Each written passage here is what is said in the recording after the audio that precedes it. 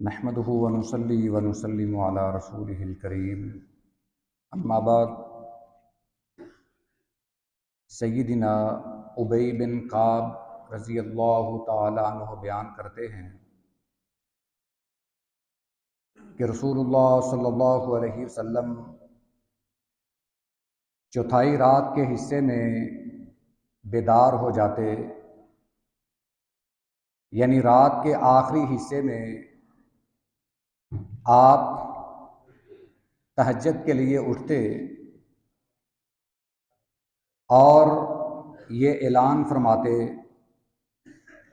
یا ایھا الناس اذکروا اللہ اذکروا اللہ، اے لوگو اللہ کا ذکر کرو، اللہ کو یاد کرو۔ جاءت الراجفہ تتبعها الرادفہ، راجفہ آنے والی ہے اور رادفہ بھی آنے والی ہے۔ راجفہ یہ کہتے ہیں کہ جب پہلی مرتبہ قیامت کے لیے سور پھونکا جائے گا تو زمین میں زلزلہ پیدا ہوگا، اور رادفہ دوسری مرتبہ جب سور پھونکا جائے گا تو پھر زمین میں زلزلہ پیدا ہوگا۔ اللہ ہمیں ان ہولناکیوں سے محفوظ فرمائے۔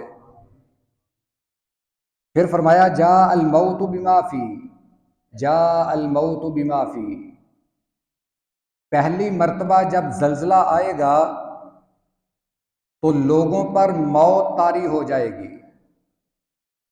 اسی طرح جب دوسری مرتبہ زلزلہ آئے گا پھر لوگ مریں گے، وفات پائیں گے۔ اس کا ایک مطلب یہ بھی ہے کہ جب سور پھونکا جائے گا تو زمین میں جتنے بھی لوگ ہیں وہ سب کے سب فوت ہو جائیں گے۔ حضرت ابی بن کعب رضی اللہ تعالیٰ عنہ بیان کرتے ہیں، میں نے عرض کی اللہ کے رسول، یہ یہاں تک ایک الگ مضمون ہے، آگے حضرت ابی بن کعب رضی اللہ تعالیٰ عنہ کا سوال ہے۔ انہوں نے سوال کیا، اللہ کے رسول، میں اپنی نماز میں یا اپنی دعا میں آپ پر کثرت سے درود پڑھتا ہوں۔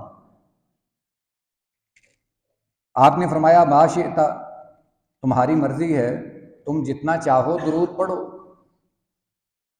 کہتے ہیں میں نے عرض کی اللہ کے رسول، اپنی دعا میں چوتھائی حصہ درود پڑھ سکتا ہوں؟ یعنی ان کے پوچھنے کے مطابق چوتھائی حصہ یہ زیادہ تھا، یعنی دعا کے 4 حصے کیے جائیں، ایک حصے میں درود پڑھا جائے۔ آپ نے فرمایا وَإِن زِدْتَ فَهُوَ خَيْرٌ لَكَ، ہاں بہتر ہے اگر اس سے بھی زیادہ کر لے۔ کہتے ہیں میں نے عرض کی اللہ کے رسول، اگر میں 2 حصے دعا کے وہ درود پڑھوں تو کیا اس کی بھی اجازت ہے؟ آپ نے فرمایا ما شئت فإن زدت فهو خير لك، ہاں یہ تمہارے لیے بہتر ہے اگر تم اس سے بھی زیادہ پڑھو۔ کہتے ہیں میں نے عرض کی اللہ کے رسول، النصف، اگر میں آدھی دعا درود ہی پڑھتا رہوں۔ آپ نے پھر وہی جواب ارشاد فرمایا کہ ہاں اگر تم ایسا کرو تو یہ تمہارے لیے بہتر ہے۔ پھر کہتے ہیں کہ میں نے عرض کی اللہ کے رسول، آیا میں ساری کی ساری دعا ہی درود پڑھتا رہوں، ساری دعا میں آپ پر درود پڑھوں تو آپ اجازت مرحمت فرماتے ہیں؟ آپ نے فرمایا اذن یکفی ہمک ویغفر لک ذنبک، اگر تو ایسا کرے گا اللہ تیرے سارے غم دور فرما دے گا اور تمہارے گناہ بھی معاف فرما دے گا۔ یہ ترمذی شریف کی حدیث مبارکہ ہے، اس کی سند حسن صحیح ہے۔ اس میں 2 باتیں بیان ہوئی ہیں، ایک تو ہمیں ڈرایا گیا ہے کہ لوگوں رات کے قیام کے لیے اٹھا کرو، یعنی تہجد پڑھا کرو۔ پھر آپ نے فرمایا کہ جاءت الراجفہ جاءت الرادفہ، راجفہ بھی آنے والی ہے اور رادفہ بھی آنے والی ہے، یعنی جب پہلی دفعہ سور پھونکا جائے گا وہ وقت بڑا قریب ہے، اور جب دوسری مرتبہ سور پھونکا جائے گا یہ وقت بھی بہت قریب ہے، اور وہ وقت جب تمام دنیا کے انسان فوت ہو جائیں گے، ساری دنیا کے انسان مر جائیں گے۔ آپ کے فرمانے کا مقصد یہ ہے کہ اس وقت سے پہلے پہلے اپنی آخرت سنوار لو، اپنے اللہ کو راضی کر لو۔ اللہ تعالیٰ سے دعا ہے اللہ یہ سبق، یہ نصیحت نبوی ہمیں یاد کرنے کی اور اس پر عمل پیرا ہونے کی توفیق عطا فرمائے۔ اور دوسری بات یہ ہے کہ ہم اپنی دعاؤں میں خصوصاً خاص طور پر آپ پر کثرت سے درود پڑھیں۔ یہاں جو حدیث مبارکہ میں ذکر ہوا ہے، حضرت ابی بن کعب نے پوچھنا شروع کیا، سب سے پہلے تو چوتھائی حصہ، ان کے نزدیک یہ بھی زیادہ تھا۔ آج ہو سکتا ہے ہماری دعا میں چوتھائی حصہ بھی درود شریف نہ ہو۔ آپ نے فرمایا کہ اگر اس سے بھی زیادہ کر لو تو یہ تمہارے لیے بہتر ہے۔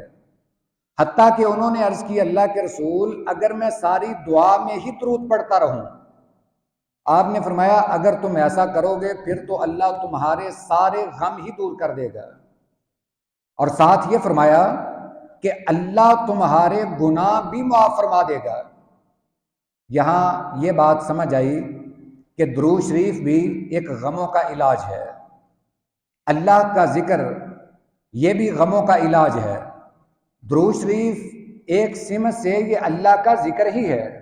ہم اللہ سے التجا کرتے ہیں کہ اے اللہ ہمارے پیارے نبی پر رحمت نازل فرما، یہی ہم دعا کرتے ہیں، اللہم صلی علی محمد، کہ اے اللہ حضرت محمد صلی اللہ علیہ وسلم پر رحمت نازل فرما، اللہم بارک وسلم، اے اللہ اپنے نبی پر برکتیں نازل فرما۔